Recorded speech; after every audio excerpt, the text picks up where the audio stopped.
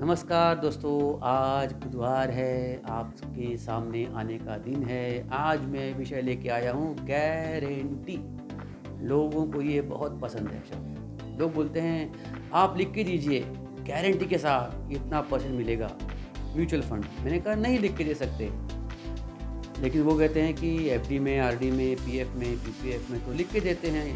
मैंने कहा बिल्कुल देते हैं। तो लेकिन मैं उनको उल्टा पूछता हूँ, क्या उतना वाक़ई में मिलता है आपको? तो वो बोलते क्यों नहीं मिलता? मिलता है भाई।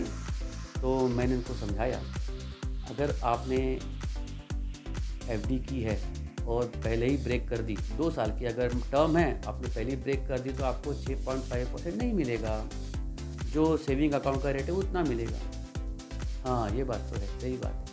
दूसरा, अगर आपने 6.5% मानो एफडी मैच्योर हो गई और मिल भी गया, तो सोचिए थोड़ा-सा कि सही में 6.5% मिला है।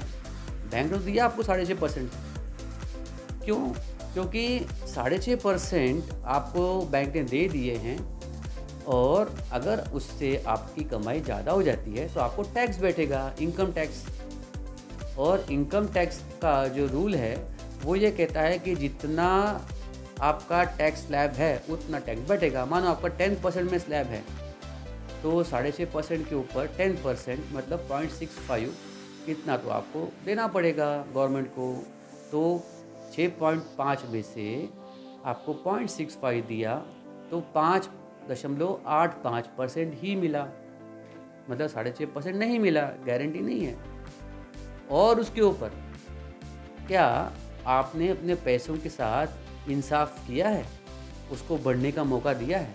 बढ़ना किसके हिसाब से? महंगाई के हिसाब से।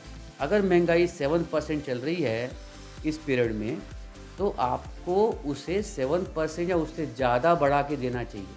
तो आपको तो बैंक ने सिर्फ 5.85% दिया है, 7% की तो महंगाई है। ठीक है, तो 1.15% माइनस कीजिए 7 में से 5.85, उतना तो आपने पैसों की वैल्यू कम कर दी। 2 साल बाद जो भी वैल्यू है वो महंगाई से के हिसाब से कम हो गई। मतलब आपने ग्रोथ अचीव नहीं की।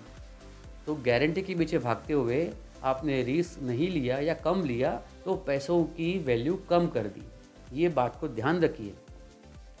तो क्या करना चाहिए? मैं कहता हूँ आपका रिस्क एपेटाइट कितना है, वो जो भी हो, लेकिन थोड़ा बहुत तो रिस्क लीजिए और म्यूचुअल फंड में लगाइए। ठीक है, यही कहने के लिए मैं आया था। आप इस बात को ज़रा ध्यान दीजिए। नमस्कार।